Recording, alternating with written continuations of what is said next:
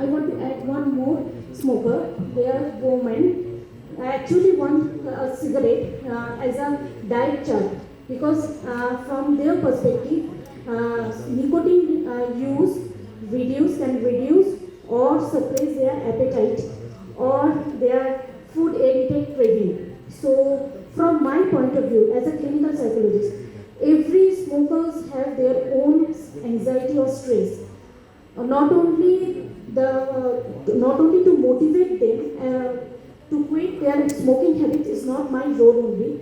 To address their anxiety, to address their stress is also very important. For example, a woman takes a cigarette just because suppress or reduce their food intake craving. Why?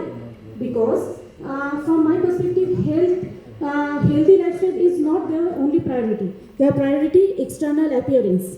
That means she has might be some self-inferiority complex, self-esteem complex that affect their behavior. So, please, as a clinical psychologist, I want to say seeking psychological support or help is not mean that it does not mean you are weak. It means one more step, improve your psychological well-being. But who should be, besides clinical psychologists, who should be the member of this tobacco control team? I will not use the term tobacco cessation, I will use the term tobacco control team. So, Kinchu, Arunima, anybody here should be the member of this tobacco control team? So the member of the team should be like tailored for individual to individual. So it can be psychologist, psychotherapist, doctor, nurse, and any paramedical staff, along with mentors. So mentors can be in the form of teachers, can be friends as well, who have quit tobacco and who is willing to motivate someone who is who is currently in the habit of taking tobacco.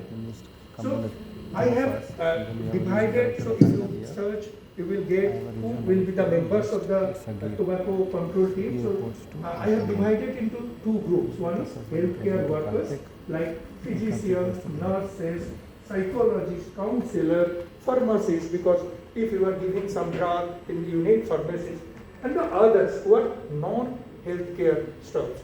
Who are they? Social workers, family members.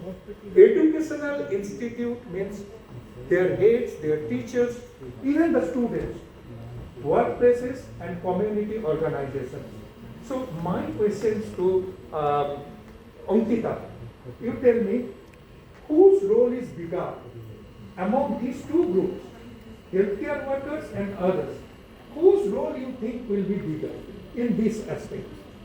So, sir, I would say, like, when talking about whose role will be bigger, I think that's a very subjective question. Because at the end of the day, it needs to be a combination of both their actions.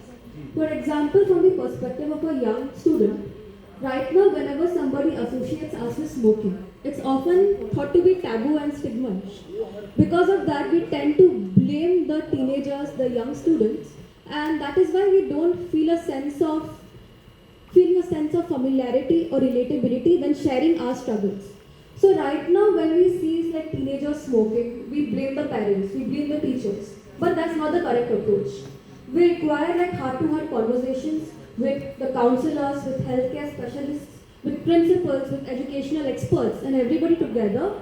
And I believe both these institutions have equal role. You know,